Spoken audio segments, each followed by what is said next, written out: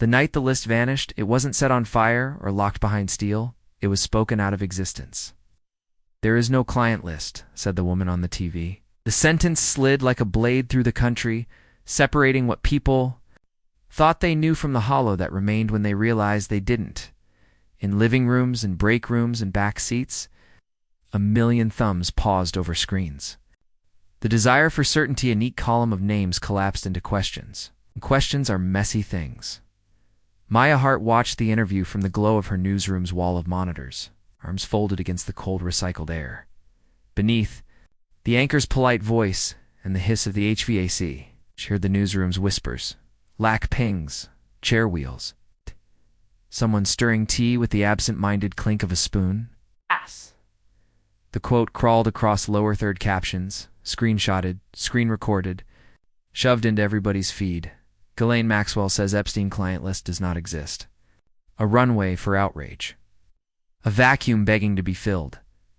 15 minutes, Tom said, leaning over Maya's desk, the plastic lid of his coffee tapping against his knuckles.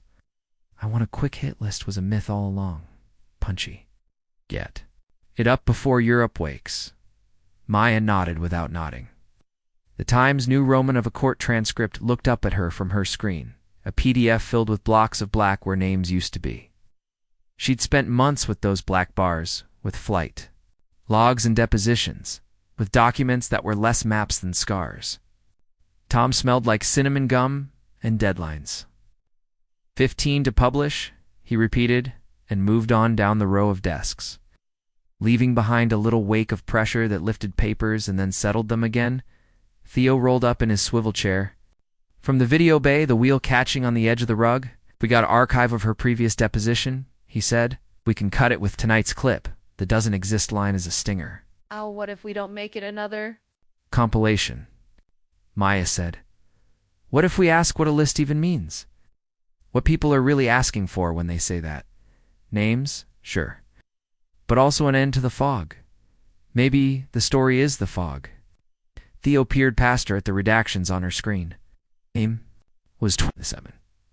With the cautious energy of someone who had learned to be gentle with the world, so the world might be gentle back. "You're thinking long form?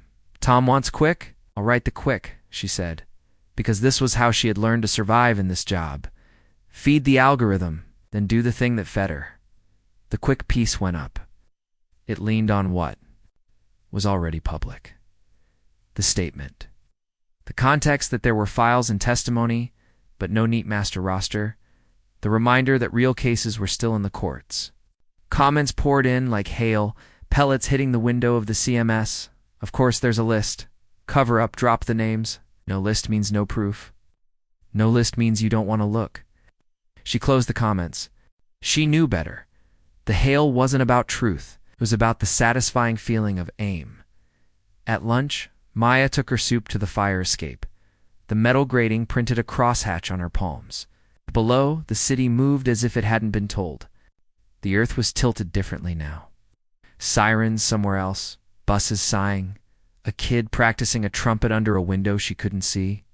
She called her aunt, the person in the world who had both a librarian's reverence for the archive and a crisis line volunteer's reverence for the person in front of her, Aunt Ruth.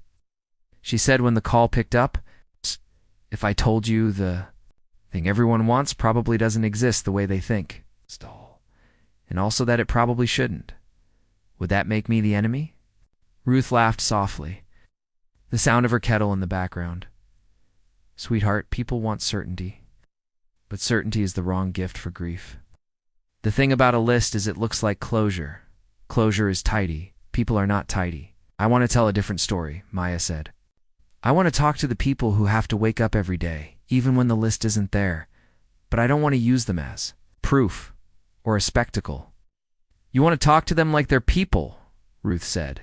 Novel approach for the internet.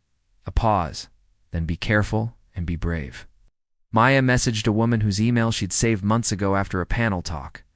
The woman had stood at the podium like a tree stands in wind, bending a little, roots deep.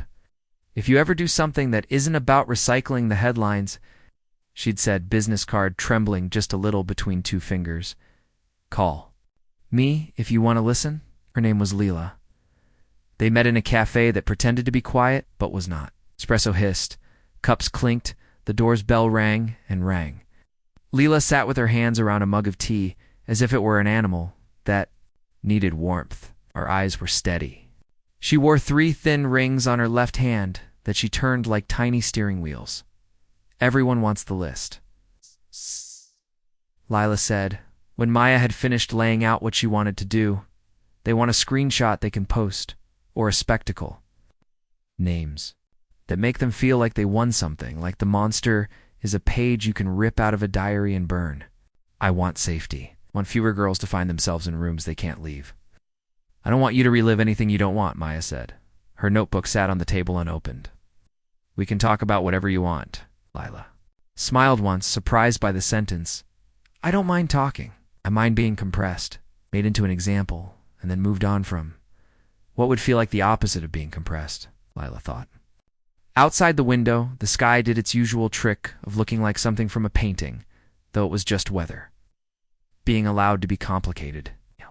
Being allowed to be angry and tender and funny. Being allowed to talk about my photography.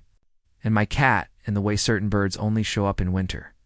And then, yes, the other things. The rooms. The long echo after you leave them. They walked after tea so the conversation could move without being watched by other cups. Leela talked about the years she'd lost and the ways she'd taken back. Days. The sunrise photos she took from her roof. The night class where she learned to frame faces. The first time she laughed at a joke and then didn't feel guilty afterwards. She didn't name anyone. She didn't have to. The story was hers, Maya wrote in her head while they walked. A habit she usually hated in herself, but that now felt like a prayer. She would make a piece that began with the quote, because the world loved its hooks, and then she would unwind she would ask, gently but clearly, when we ask for a list, are we asking for justice, or for the illusion that justice is something you can speedrun? The challenge would be to do it without scolding people for wanting the thing. The challenge would be to make grief bearable without promising it would end. Legal emailed her 3 times that week. Avoid unsubstantiated allegations, they said. No naming unindicted individuals, they said. No innuendo that invites defamatory inference, they said. She agreed to all of it. She could tell the story without putting anyone else's name in their mouth. The names that mattered for this piece would be the ones who'd chosen to put their own names in the light. She built the piece out of fragments that together made something whole. Theo found a way to make the screen breathe between clips. Open sky over the city at the top of the hour. The hand of a clock sweeping past 12. A train crossing a bridge. Maya recorded quiet narration that left space. A list is an outline. She said into the mic late, when the office was a soft rummage of cleaning crews and humming machines. Some outlines help you find the shape of a body of work. This story is not an outline. This story is the work. She filmed Lila in a studio lit like early morning. They didn't talk about the worst night. They talked about the after. There are rooms you never get to unsee, Lila said. Her face luminous, with the kind of courage that doesn't call itself courage because that sounds too neat. But there are also rooms you walk into because someone kept a light on. Sometimes there's a list taped to a wall, people to call you when the night is too long. That's the list I care about. Who's on my list at 3 a.m.? Maya cut the segment with shots of helplines and community centers with permission. She didn't hide the mess. One of the women from a support group told her, on camera and then off, that she vacillated between wanting to blast everyone's names into the sky and wanting to delete the internet. They kept the line about deleting the internet. It felt like a truth more useful than the fantasy of a master key. Tom hovered in the doorway of the edit. Bade 2 nights before the piece was scheduled to go live. We need some heat, he said, thumbs hooked into the edges of his pockets like a man hanging on to himself. Right now, it's beautiful, but you know how people scroll. Can we ask, so was there a list or not? People need the question we're answering. We ask it in the first minute, Maya said. Then we talk about why the answer won't save them. It might save our watch time to put it in the title, the way people are searching. He tried for a smile that didn't fit his face. That was a joke, kind of. We can include the quote, Maya said. But I'm not promising people a neat thing we don't have. I won't drag other names into this. But we can promise them something else. We can promise to look with them, not for them. Tom sighed. He wasn't a villain. He was a man in a building built on the ad-supported dream that attention equals rent money. Okay, he said. Your church's sermon with Burl thing. Just make sure the disclaimer is clear. And for the love of all that's monetizable, keep it under 20 minutes.